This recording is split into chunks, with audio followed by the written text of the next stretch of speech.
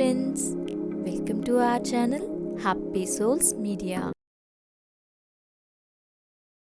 Hi friends, ఈరోజు మనం చేస్తున్న రెసిపీ పాలతాలికలు.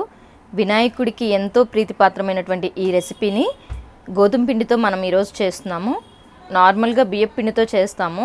బియ్యం పిండి అవైలబుల్గా లేనప్పుడు రుచిలో ఏమాత్రం తేడా లేకుండా అంతే కమ్మదనంతో ఉండేటువంటి గోధుమ పిండి పాలతాలికలు ఈరోజు మనం చేస్తున్నటువంటి రెసిపీ.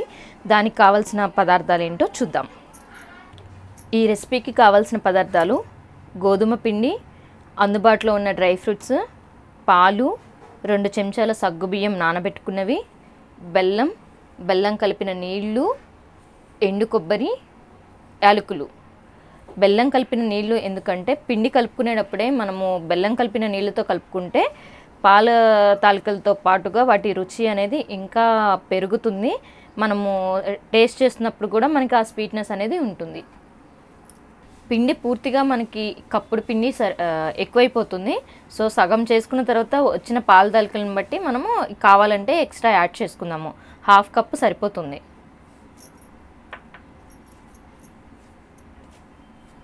చిటికెడు ఉప్పు,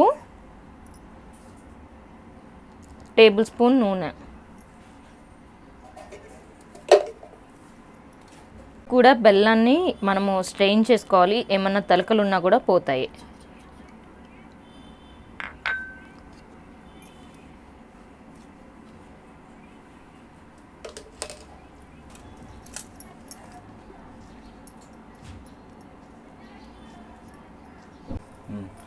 కలిపిన ముద్ద నుంచి ఇలా చిన్న చిన్న బాల్స్ తీసుకొని కాస్త పొడిపిండి లేదా నూనె ఏదైనా సరే చేతికి రాసుకొని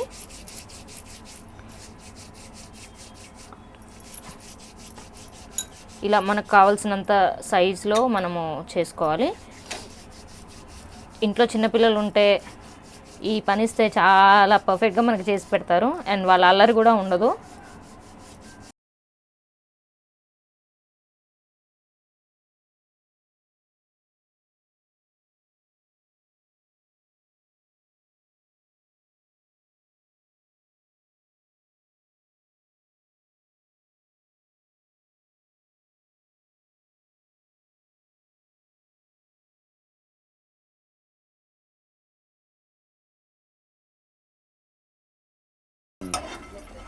ఇప్పుడు మనం డ్రై ఫ్రూట్స్ని వేయించుకుందాము.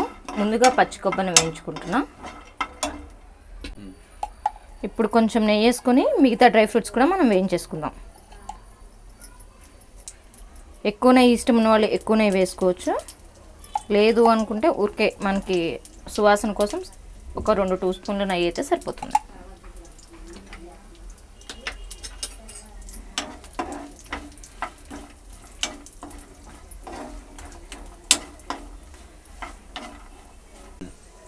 డ్రై ఫ్రూట్స్ వేగేసాయి, మనకి దించుకుందాము.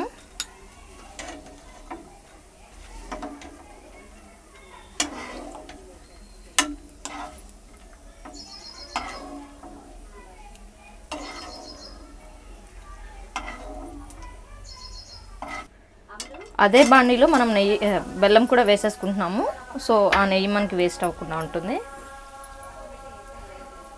కప్పు బెల్లానికి 1/2 కప్పు నీళ్ళు పడతాయి కరగడానికి.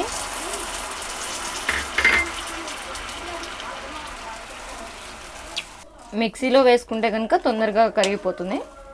దంచుకున్న బెల్లం కొంచెం టైం పడుతుంది. ఆల్మోస్ట్ మనకి బెల్లం కరిగిపోయింది. సో మనము అడుగు మందంగా ఉన్న ఇంకొక గిన్నెని పెట్టుకుందాము. ఇప్పుడు ఈ కరిగిన బెల్లాన్ని స్ట్రెయిన్ చేసుకుందాము.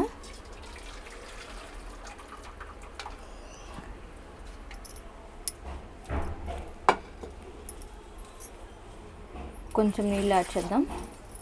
మనకి బెల్లం కరిగిన నీళ్ళని పెద్ద గిన్నెలోకి తీసుకున్నాం కదా, పెద్ద గిన్నెలోకే తీసుకోవాలి. ఎందుకంటే అవి బాయిల్ అయ్యేటప్పుడు ఇలా మీద పడుతూ ఉంటాయి. సో కొంచెం వెడల్పాటి గిన్నెలో అయితే ఈజీగా మనకి ఉడుకుతాయి అన్నమాట. ముందుగా సగ్గుబియ్యం వేసుకోవాలి. నానబెట్టుకున్న సగ్గుబియ్యాన్ని వేసుకోవాలి. సగ్గుబియ్యం ఉడకడానికి కొంచెం టైం పడుతుంది. అవి ఒక ఉడికిన తర్వాత మన తాలికలు వేసుకుందాము. సగ్గుబియ్యం మనకి సగానికి పైగా ఉడికాయి. సో ఇప్పుడు మనం తాలికలను వేసేసుకుందాం. ఇవిగోండి ఆ కొంచెం పిండికి ఇన్ని తాలికలు వచ్చాయి.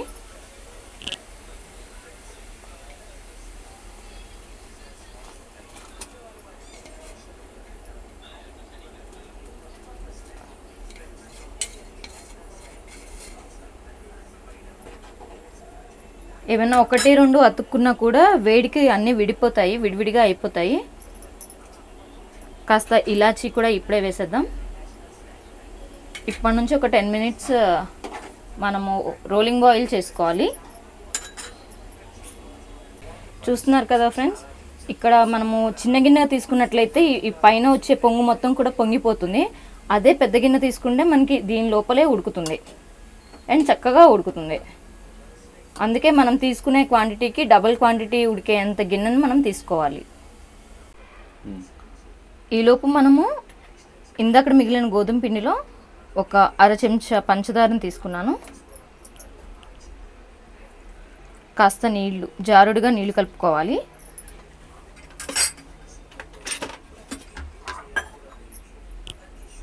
ఉండలు లేకుండా జారుడుగా మనం పిండి కలుపుకొని అవి మరిగిన తర్వాత దానిలో వేస్తే మనకి చక్కగా చిక్కగా వస్తుందన్నమాట.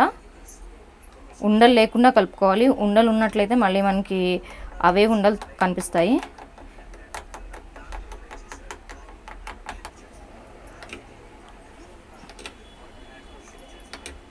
చూస్తున్నారు కదా ఫ్రెండ్స్, ఈ కన్సిస్టెన్సీలో మనకు ఉండాలి. మరీ పల్చగా ఉంటే థిక్నెస్ రాదు. దీన్ని మనము ఇప్పుడు ఉడుకుతున్న వాటర్లో వేసేసుకుందాం.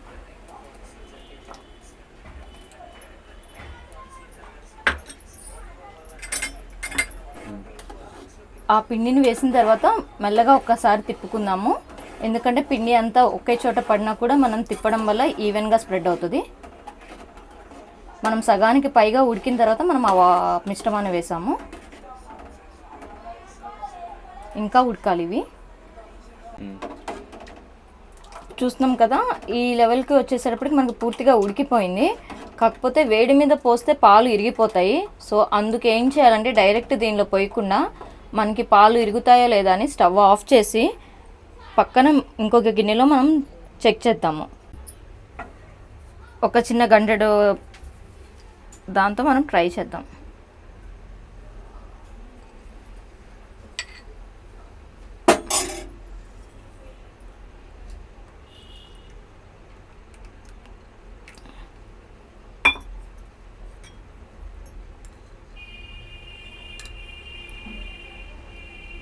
ఒక 30 సెకండ్స్ ఆగితే మనకి పాలు విరిగాయా విరగట్లేదా అనేది తెలిసిపోతుంది.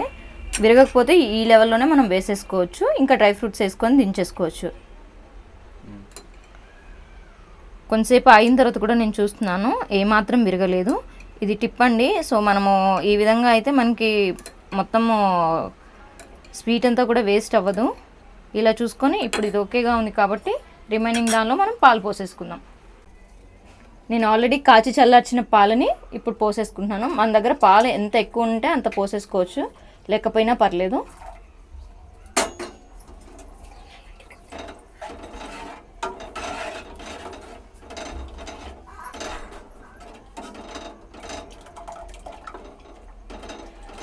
స్టవ్ కట్టేసిన తర్వాత చిక్కబడతాయి. సో కొంచెం పల్చగా ఉన్నప్పుడే మనము కట్టేసుకోవాలి, లేదంటే ఇంకా చిక్కబడతాయి దించిన చల్లారిన తర్వాత కొద్దీ. సో ఇప్పుడు మనము డ్రై ఫ్రూట్స్ కూడా వేసేసుకుందాం.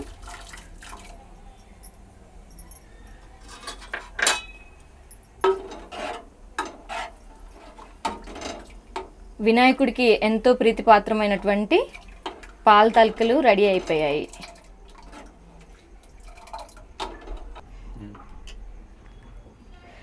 మనకి పాలతాలికలు ఇప్పుడు రెడీ అయిపోయింది. ఒక 10 మినిట్స్ అయితే ఇంకా గట్టిపడుతుంది. సో అందుకే మనం కొంచెం పల్చగా ఉన్నప్పుడే మనం దించేసుకోవాలి. ఎంతో రుచికరమైనటువంటి పాలతాలికలు రెడీ.